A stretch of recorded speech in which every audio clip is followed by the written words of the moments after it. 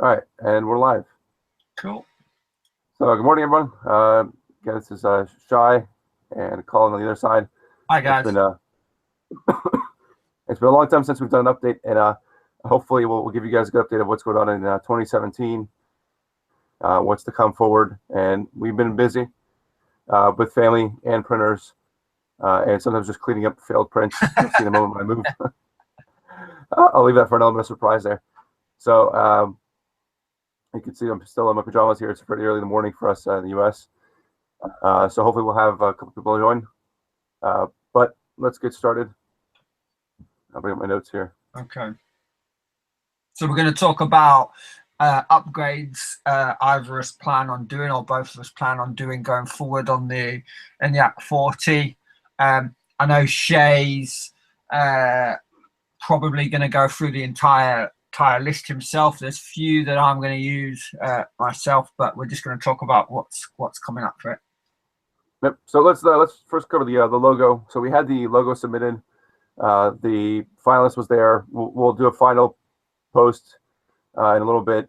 We're just trying to get a couple more versions of that logo possibly created, just so that there's some alternate colors. The overall design of it won't change, but just maybe the color scheme will. Yeah. So that hopefully come in the next couple of weeks there. And again, it's actually posted, so we'll post the files as they are. You guys are welcome to use them. I think Mark's already used it on his carriage. Yeah. Again, feel free to use it, and then we'll go ahead and finalize it shortly. All right, so talk about the upgrades real quick. So I'll cover those. I've been actually testing out the TMC2100s and the DRVs 8825 with the TL smoothers. So far, it's been going really well. Not on the ENIAC, actually just on another printer because I wanted to try on a small scale first. Really impressed with the TMCs as far as sound goes. I haven't really found a quality difference. Now, again, I'm printing about 80 millimeters per second, between 60 to 80 on that printer, and they're small prints. So maybe as you go bigger prints and you go longer distances and faster speeds, there may be a quality difference. So we'll find out when I get those on the ENIAC. But there's a significant noise reduction when you go from the Allegros 4.4 something to the TMCs. Yeah. Same thing with the DRV as well. Yeah, I've read a lot of information about as well. You can push the speed. I've quite often read that with the TMCs, people are going as high as 200 millimeters a second, which obviously, like any group of settings, it does correspond to the rest of your settings that you have, like jerk and acceleration and stuff, but it's all relevant to your own settings. So whatever settings you would run on the 498s or whatever they are, the Allegros, you should be able to push more speed through the TMCs, but we still need to test that. Yeah, and the one thing with the TMCs that's difficult is depending on the board that you have, the setup is actually different. So in some cases, the like the RUMBA, it's just a matter of setting the dip switches. On the ramps, you have to actually have to wire a wire across. Yeah. So that's the tricky part. They're not drop-ins like the DRVs or the Allegros that you just put it in. That's it. There's actually some other work because you have to set what's called the not stealth chop, it's the other one. You have to set the other mode, spread cycle. Be aware as well, there are some badly made TMCs out there. There's a recommended seller. Is it the what begins with W? I can't think of the name. Waterot. Yes, that's it. Yeah, so there's the generic and the clone ones. I have the clones, don't buy them. The PCB layout is awful, and then they use silver or a lead silver versus the gold that they should be using for the there's not much difference in price either, so there's no need really to get the clones. You might as well just go get the decent branded ones. Actually, the genuine ones from DigiKey are actually cheaper than the clones from AliExpress. Oh, okay. Wait, yeah, it's just you just have to pay shipping, which ends up being like $1 or $2 per shipping each, so they end up being the same price. Oh, okay. All right, so next we'll cover the TFT. I think, Colyn, you want to take that one? Yeah, TFT, I did do a big write-up and posted it to the group, which never appeared for some unknown reason. I was trying it over the last couple of days. It's a really great interface. The touch sensitivity is amazing. And you can do the basic stuff, but there's a lot of options missing. Admittedly, I was on firmware 1.15. There is firmware 1. 2100.2 out, and I believe there's a new firmware coming yesterday. It was supposed to come, so I imagine that'll be here in the next few days. But there's no save to reprom options. There's no auto heat options. And there's no display. If you're plugging your computer into your printer to print, which I don't personally do, you don't get a display. All you get is the main menu via your printing. I don't know how crucial that is to people, but I don't use a computer. I use SD cards, so it doesn't really affect me. But the biggest issue I had is when I went to start the first print, it would just lock into the home position and stay idle. Apparently lots of people having the same problem. Whether that's because I was on a lower firmware or not, I don't know. And one of the other big things I come across on the forums is you have to have a Windows machine to transfer the files, otherwise you can't upload the firmware. All that being said, it's really easy. First time you switch on, you stick an SD card in with the files on, it updates, and then you're good to go. The advantage is you can use it with your existing LCD because it uses completely different input if you're using an MKS board. So you can use both in effect, which is what I was doing.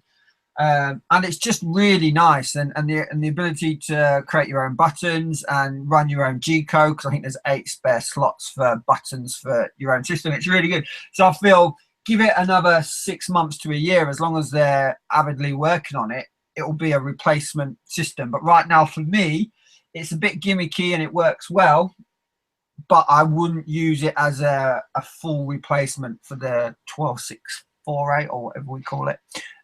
So yeah, so that's basically it. Yeah, and that's for clarity for everybody, that's the MKS TFT Touch. There's 28 and a 32, so 2.8 inch and a 32 3.2. The 28 you can use on a ramps. The 32 you can only use on MKS boards.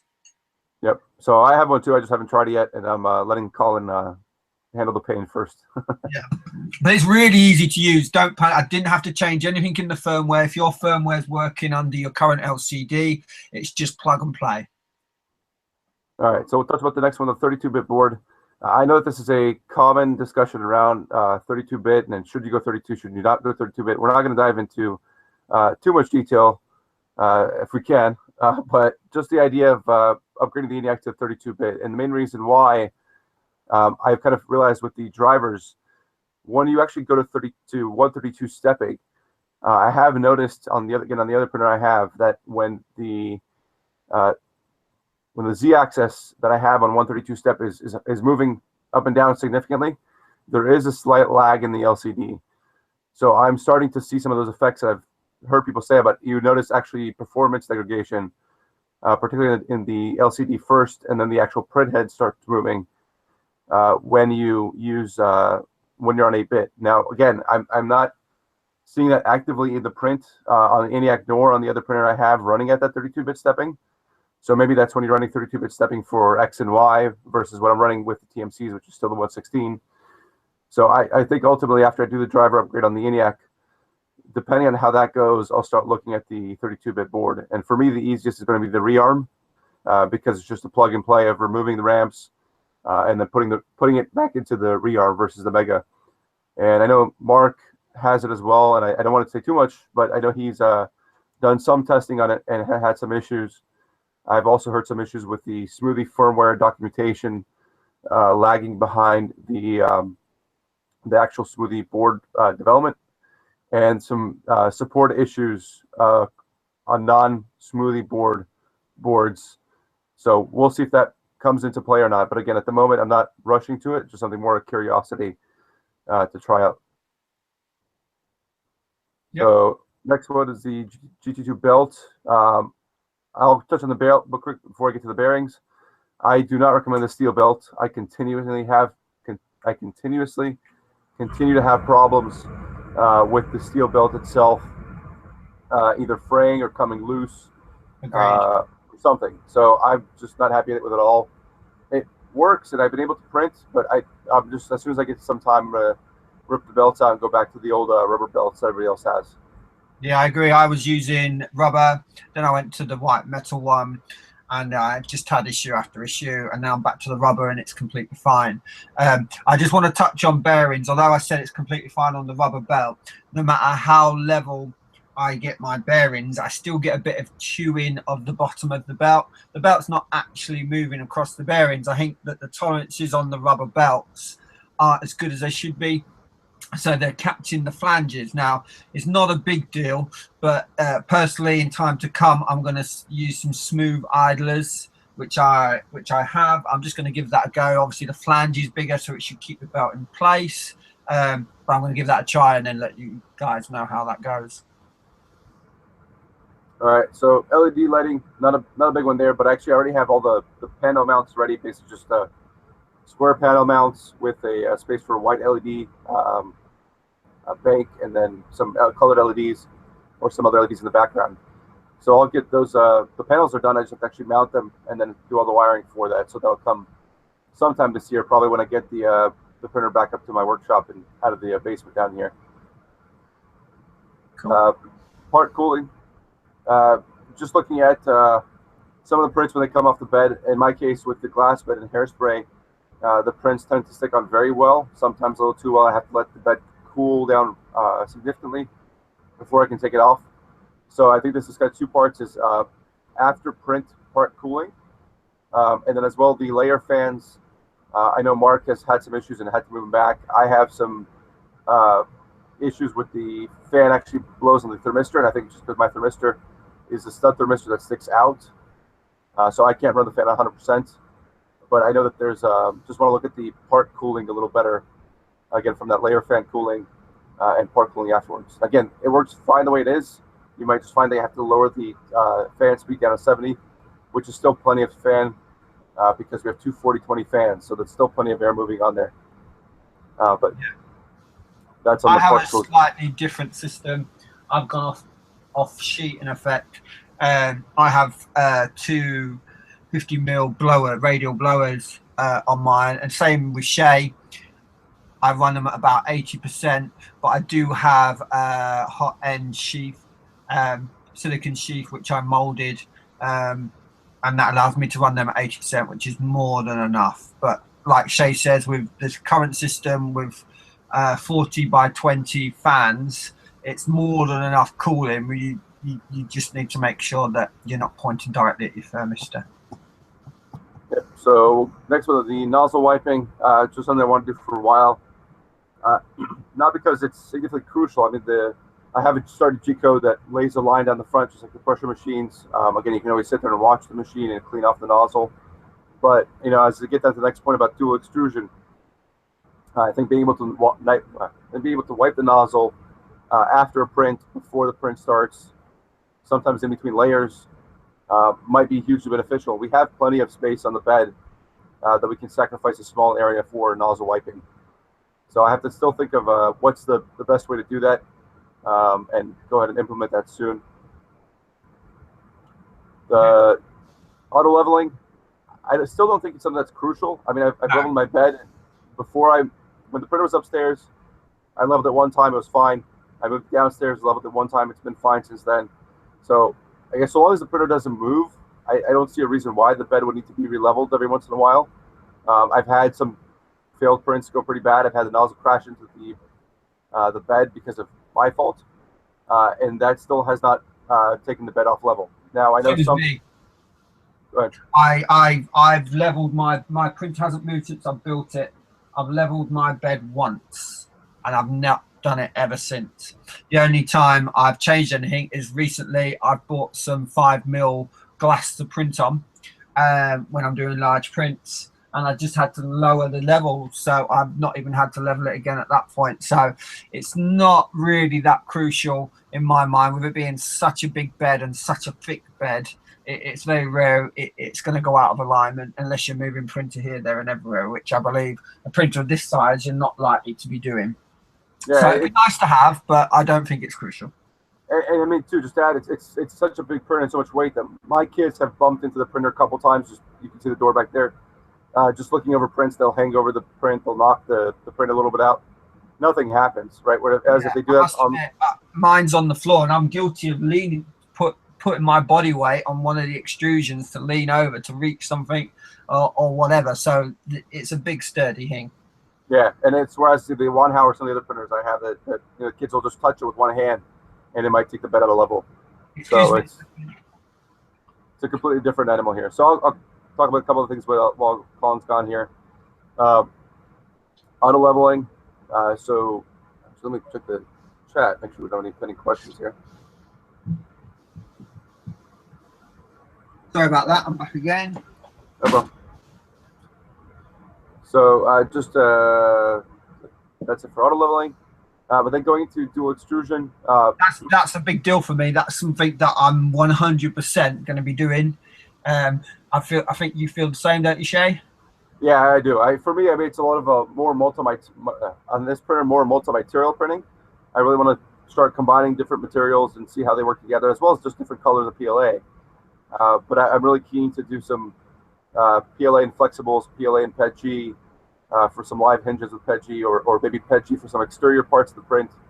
I really want to play around with that multi-material extrusion. Agreed. And so for me, I mean, I think we agree the way to do that is really with the Chimera hot end. Yeah. Okay. And that really gives you that full flexibility. So probably Chimera with dual volcano nozzles. I have a set or two of those ready to go. The nice thing is you don't lose any. You lose very minimal space on X and Y, and then you know that the distance of the nozzles from X to X is going to be fixed, and Y to Y is always going to be 0. So then the only other tricky part is just making sure that your nozzles are aligned in height, and I have some ideas for that might work out. So I think we could get dual extrusion to work fairly reliably here, and then ultimately my goal is to really get towards quad extrusion one day. Yeah. Because I don't know whether it's possible, but I want to look in, not necessarily loading up both extruders, and looking into the G code that when one filament runs out, that it swaps over to filament on the other side. I'm not sure if that's possible or not, but that's something I want to look into, because I do a lot of huge prints, and it's not a big deal changing the reel every kilogram, but it'd be nice just for it to automatically change over without having to mess around, because very rarely I'm going to do a print over 2 kilograms in plastic. So that's one of the reasons I want to get into dual extrusion. Yeah, and then you can still continue using the cheaper 1 kilogram rolls. You don't have to start buying the bulk, 3 or 5 kilogram rolls. Yeah, exactly. All right, so exterior panels. I mentioned before, I don't like the foam board works fine, but I really do want to get the printer back to looking like an open printer. I like the look of it. I always envy Colyn when he sends me pictures of his, and I see marks open.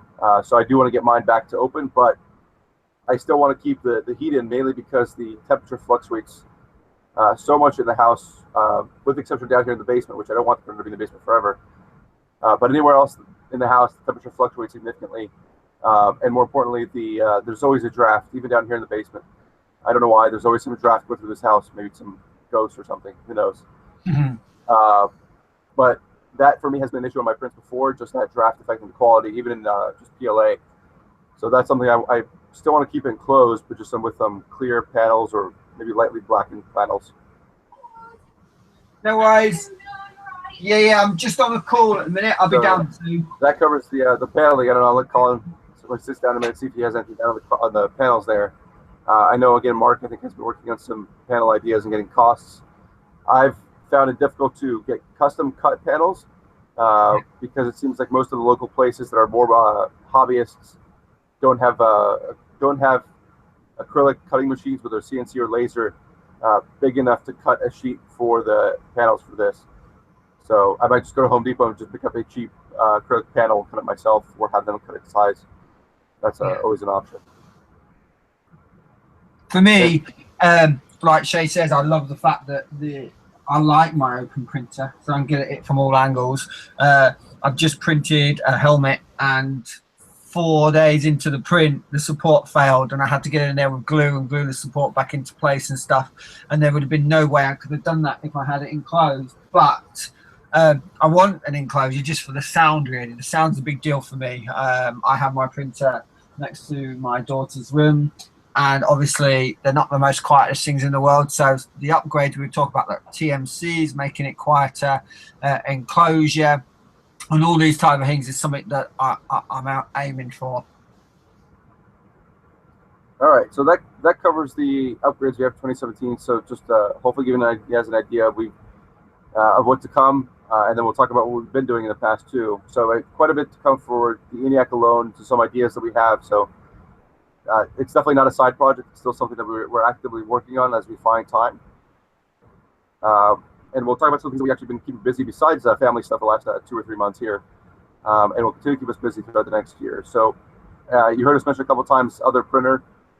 You know, I have a one how we actually built another printer, the Prime, so it's the M1 Prime.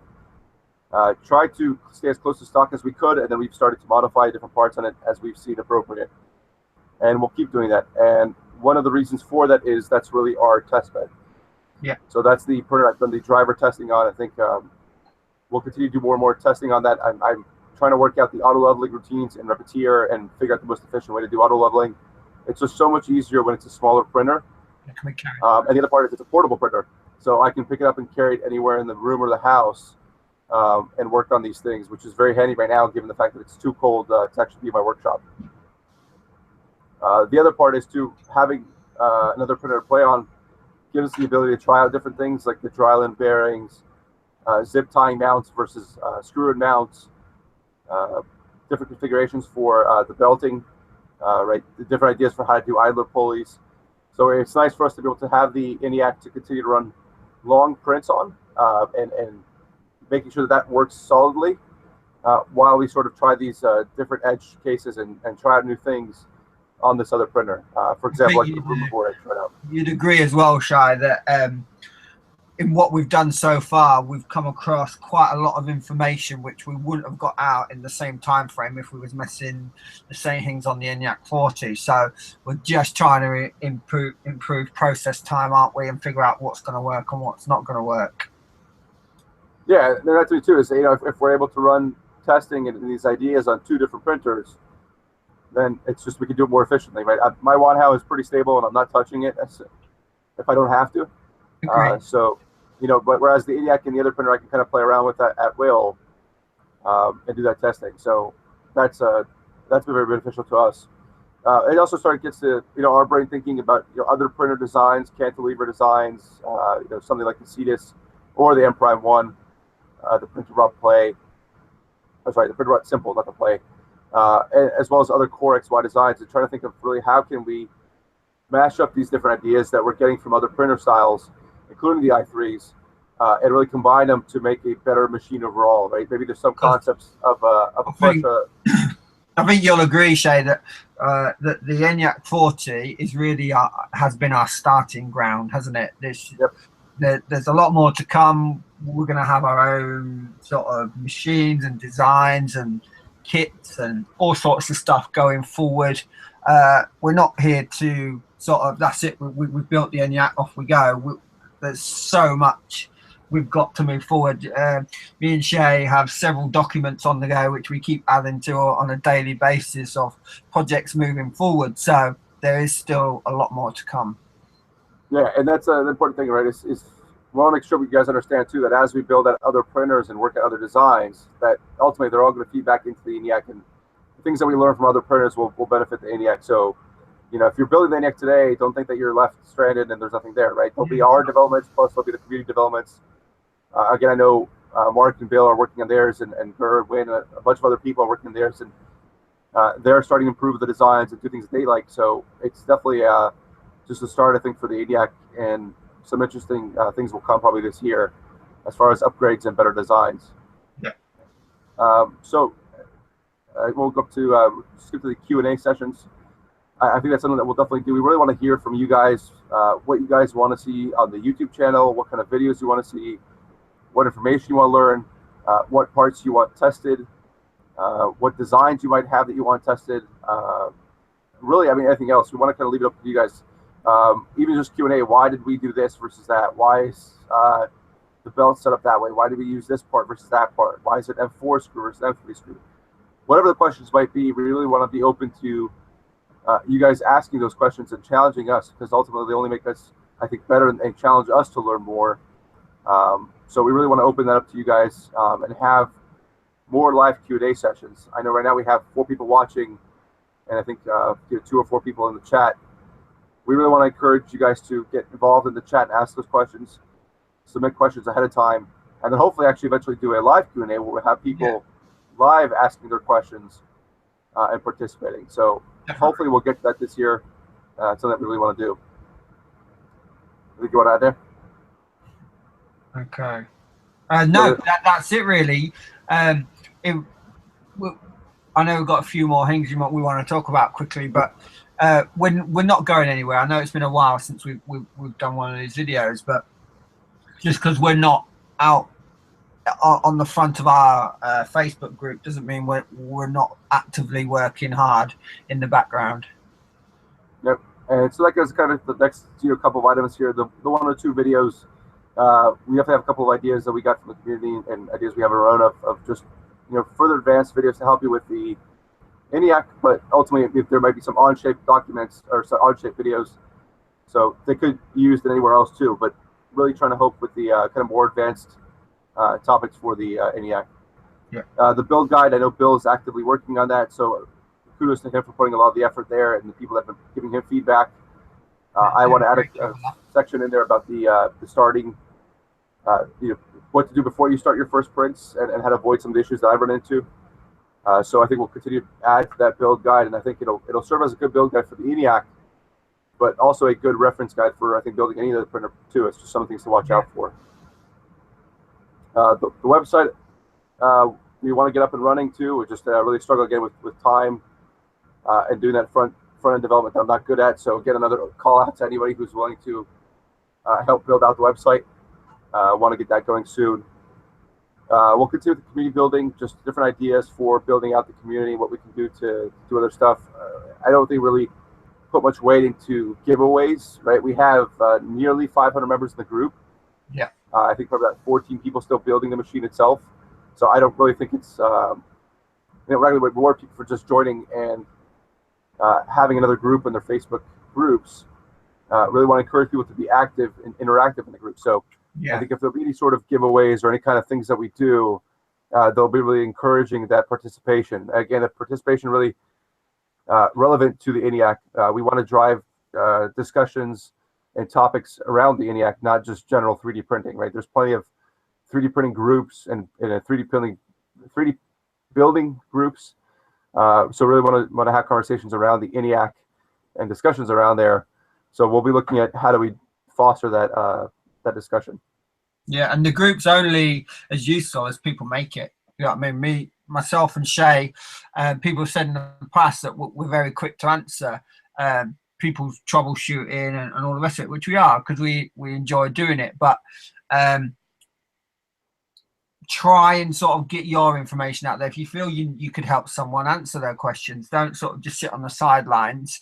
At the end of the day, Shai has a family, I have a family, we're very busy people.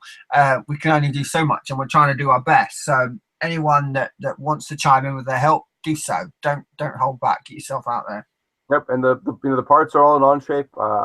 The documentation is all open on Google Sheets. We posted all the links there, so I think everything that we can, all the resources we can give you have been posted out there. It's just really a matter of you guys taking it and doing something with it. I know there are a couple of people taking it, importing the files into SolidWorks and working on it there. So certainly grab the files and do what you wish to upgrade the printer. Yeah. And then just more experimenting with parts as we talked about before. And then the pause sensor is the only thing I didn't touch on, but it's sitting over here in purple. So I'll actually go into that in a second if you have time. If not, I'll just post more details. But I finally do have a working pause sensor, or sorry, out of filament sensor. Yeah. So I mean that's it for our kind of list of topics. Anything you want to add, Colin, I missed? No, I think we've covered pretty much everything we want to do. And yeah, just get building up. Like Shai says, I think we know of 3 or 4 active builders, would you say, right now? Yeah, I'd say probably 3 or 4. Yeah, but I'm sure there's plenty more in the background that have not really sort of chimed in or making some sort of version or changing up for their own use or whatever. But make comments, guys. Put yourself on there. The more more you use it, the better resource it becomes. Yeah, and what we'll try to do, as you guys post different parts out there, if we can, we'll try to print them and install them ourselves and try to run them through the paces and give our perspective on it. We're just going to share our opinion, right?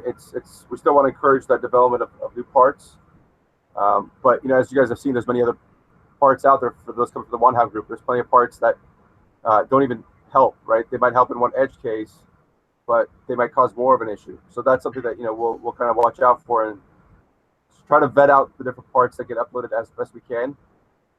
Again, nothing to discourage you from posting anything.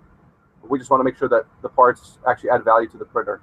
Yeah, we've always said that from the beginning, haven't we? Really, that we want to know what every part is making some sort of contribution to the printer. It doesn't want to be there if it's not. Correct. Yeah, exactly. It has to add value. It has to be there for a reason. It has to fix something that's truly broken, or add a feature that's really necessary and that's helpful for the print or printer.